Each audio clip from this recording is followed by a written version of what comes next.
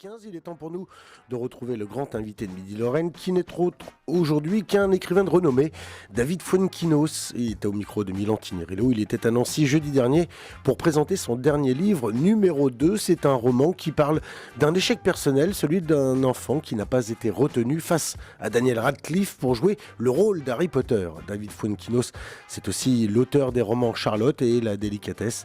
Il a gagné de multiples prix littéraires comme le Renaudot ou encore le Goncourt des lycéens. Milan Tinirello est allé à ces rencontres et c'est notre grand invité d'aujourd'hui lundi.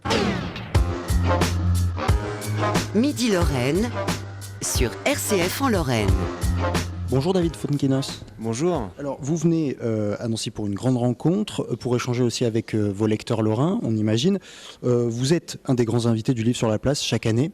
Quelle place à Nancy pour vous dans le monde littéraire ? Je pense que c'est la ville que je connais le mieux, où je suis venu le plus souvent, pratiquement à chaque rentrée, voilà, au livre sur la place. Il y a énormément de monde, c'est plaisant, c'est en septembre. Alors je dois vous avouer que ça a été aussi parfois des moments un peu stressants quand j'étais en lice pour le Goncourt, parce que c'est là qu'il y a toute l'Académie Goncourt, donc il faut se cacher. Voilà, là je vais revenir l'année prochaine, là au moins 100 livres à la rentrée, ça sera encore plus plaisant. Mais voilà, que des souvenirs incroyables avec Françoise Rossineau, voilà, une grande rencontre une fois avec 1200 personnes à l'Opéra. Donc voilà, pour moi, c'est toujours un plaisir non seulement de rencontrer les lecteurs, mais particulièrement ici. La spéciale dans votre cœur aussi peut-être ? Oui, parce que voilà, j'ai plein de souvenirs. Et donc forcément, là par exemple, là, c'est le seul salon que je vais faire prochainement, voilà, parce que c'est aussi un...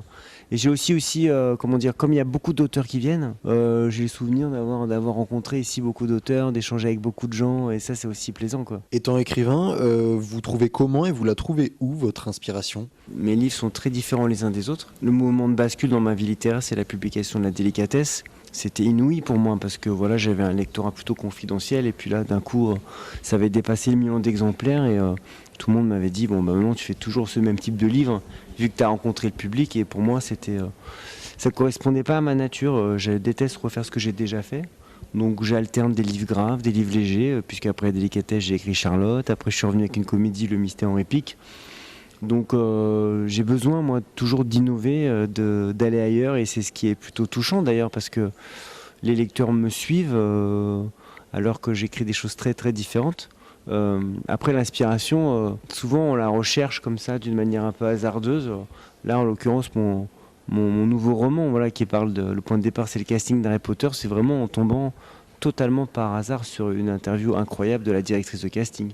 Et là, moi, je suis pas du tout ni un fan ni un spécialiste d'Harry Potter, mais là, l'inspiration est née immédiatement de se dire voilà comment on surmonte un tel échec de ne pas avoir été choisi. Justement, ce point de départ, pourquoi avoir choisi de parler de celui qui n'a pas été choisi pour jouer Harry Potter ? Moi, j'ai trouvé immédiatement que c'était une histoire incroyable, et c'est vrai que quand je lis l'interview de la directrice du casting qui raconte qu'ils ont auditionné des centaines de jeunes acteurs, qu'à la fin il en restait plus que 2, qu'ils ont hésité entre les deux, et elle rajoute qu'ils ont choisi Radcliffe parce qu'il avait ce petit quelque chose en plus. Je me suis dit, mais d'abord j'ai pensé à l'autre, j'étais bouleversé par l'autre, c'est pas vous, mais un petit garçon de 10 ans qui passe à côté d'une telle vie. En plus, la particularité incroyablement folle et romanesque, c'est que lui il est en lien permanent avec la vie qu'il aurait pu avoir. On aura tous des choses, mais on n'a pas forcément le film de la vie qu'on aurait pu avoir en permanence sous les yeux.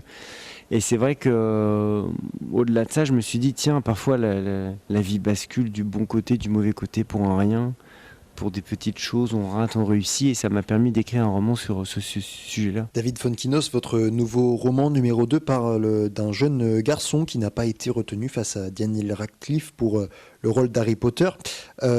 C'est d'abord un roman qui parle d'un échec pour parler d'une vie volée. Je trouve ça très juste, c'est vrai, être numéro 2, voilà, je fais l'éloge un peu des numéros 2 dans mon livre, mais c'est très juste, il a le sentiment qu'on lui a volé sa vie.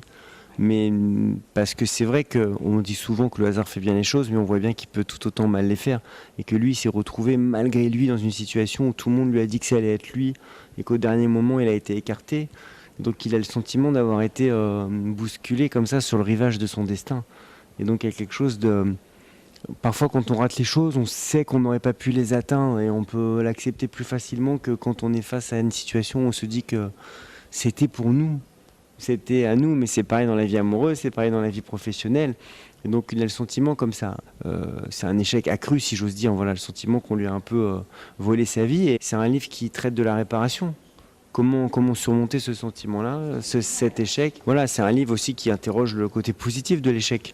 De se dire que parfois il faut rater les choses pour pouvoir mieux les comprendre ou les réussir. Et c'est vrai qu'il y a une fin où il va enfin trouver la solution pour s'extirper. Donc c'est un livre qui parle de l'échec, on est bien d'accord sur ça.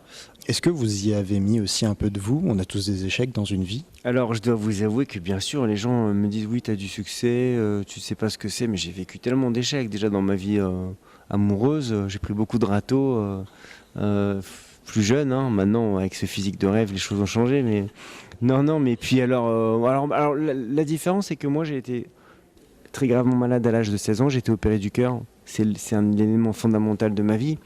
Pourquoi je raconte ça? Parce que je pense que j'ai pas eu beaucoup d'amertume quand j'avais des échecs ou quand j'ai raté des choses. Mais là, puisqu'on est à Nancy, qu'on parlait tout à l'heure du livre sur la place, moi j'ai connu plein de salons du livre où tout le monde me demandait où étaient les toilettes. Avant mon 8e roman, voilà, j'avais assez peu de lecteurs. Mais je me suis dit, tiens, si une ou deux personnes viennent acheter mon livre, viennent me voir, c'est déjà formidable. Donc je voyais tout le temps le côté positif. Mais je peux vous rassurer, j'ai eu pas mal d'échecs. Et même après avoir eu du succès, j'ai eu d'autres échecs aussi. Lesquels? Là, mon dernier film n'a pas marché, par exemple. Après, c'est pas très grave parce que je suis tellement gâté par la vie. Mes livres marchent, sont traduits dans le monde entier. Je me rends bien compte, moi qui viens d'un milieu modeste, de la chance extraordinaire de pouvoir vivre de ce qu'on aime. Donc, je n'irai jamais me plaindre. J'ai fait un film à sketch, une comédie avec beaucoup d'acteurs formidables. On a passé des grands moments. Il y a Monica Bellucci, Carole Bouquet, Karine Viard, Jean-Paul Rouve, Denis Podalides, enfin plein. Vous pouvez le voir sur MyCanal en ce moment, là, ce film Les Fantasmes. Mais voilà, quand il est sorti en août, certes il y avait le pass sanitaire, etc. Mais ça a été clairement un échec. Aussi, vous êtes familier avec ça, parce que il y a eu aussi cet épisode où vous avez essayé de publier votre premier roman et seul Gallimard a voulu le publier. Vous les remerciez aujourd'hui? Oui, alors ça c'est l'étrangeté des choses, hein. Moi j'étais pas issu d'un milieu littéraire, je me suis mis à lire et à écrire après ma grave maladie. Puis j'écrivais, c'était la seule façon avec laquelle j'arrivais à exprimer mes émotions et ce que je ressentais. Mais je me suis jamais dit que j'allais devenir écrivain. Donc pendant des années j'ai écrit comme ça. Et puis c'est vrai qu'un jour je me suis dit, tiens, peut-être qu'il faudrait que tu envoies ton manuscrit. Je l'ai envoyé partout, à 5 maisons d'édition, pour être plus juste. Et les 4 premières ont refusé. Et ce qui me paraissait tout à fait normal. Moi, j'attendais même pas qu'on me dise oui. Je me suis dit peut-être que je voulais avoir un retour, comme ça. Donc j'ai reçu 4 lettres types. Et puis 2 ou 3 mois après, j'ai reçu un appel du comité des éditions Gallimard. Évidemment, j'ai cru que c'était une blague, que quelqu'un se moquait de moi. Mais non, c'était vrai. Et mon premier roman a été publié, il y a 20 ans pile. Bon anniversaire. Merci, 20 ans. Et je pense que j'étais venu au livre sur la place dès ma première édition, donc en septembre 2002. Donc là, ça sera mes 20 ans du livre sur la place. David Fontkinos, vous avez beaucoup de vos livres qui ont été adaptés en film. Est-ce que numéro 2 pourrait être adapté au cinéma? Alors moi, j'ai beaucoup de livres qui ont été adaptés. J'ai pas envie que tous mes livres deviennent des films simplement parce que quand on a un livre, on a notre imaginaire qui s'éveille, on fait son propre film. Donc il se trouve que moi j'ai refusé pour certains de mes livres qu'il y ait des adaptations, comme pour Vers la beauté par exemple. Mais numéro 2, je pense qu'il va y avoir une adaptation, oui. Mais ça va être écrit différemment pour le cinéma. Parce que c'est un livre qui se passe sur 20 ans. Donc c'est clairement, même si l'idée est totalement cinématographique, ça pourrait un film. Mais il n'a clairement pas été écrit pour le cinéma parce qu'il est un peu compliqué à adapter. Mais bon, c'est possible qu'il y ait un projet de film. Voilà. Alors ce qui serait génial, pour boucler la boucle, ce serait que ça soit interprété par celui qui a pas été choisi pour être Harry Potter, qui fasse le film du numéro 2. Justement, en parlant de vos projets, et on parlait tout à l'heure de votre carrière, vous avez écrit énormément de livres, il y a pas mal de films de vos livres qui ont été adaptés au cinéma, vous avez eu un prix Goncourt, des lycéens, pardon. C'est quoi la suite? C'est justement l'adaptation numéro 2? Non, parce que je suis pas sûr de m'en occuper. La suite, pour l'instant, elle est assez calme, et tant mieux. J'ai beaucoup fait de choses. Cette année, j'avais encore une pièce avec Admirad, une autre avec Bono Solo, j'avais un nouveau livre, j'avais un film. Et c'est vrai que je pense qu'il faut faire une pause pour pouvoir régénérer un petit peu tout ça. Donc je me remets à écrire tout doucement.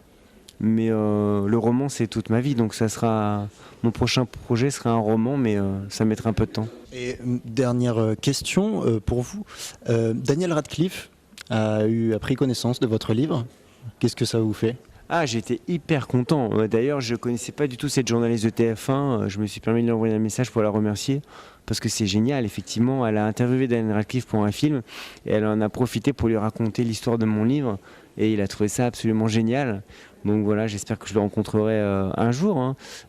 Parce que maintenant, c'est vrai que moi, je connaissais pas très bien Harry Potter, mais j'ai vu que ça fait 4 mois que je parle du livre et que je vis avec, j'ai une tendresse maintenant pour eux. Merci beaucoup David Fonkinos. Merci beaucoup.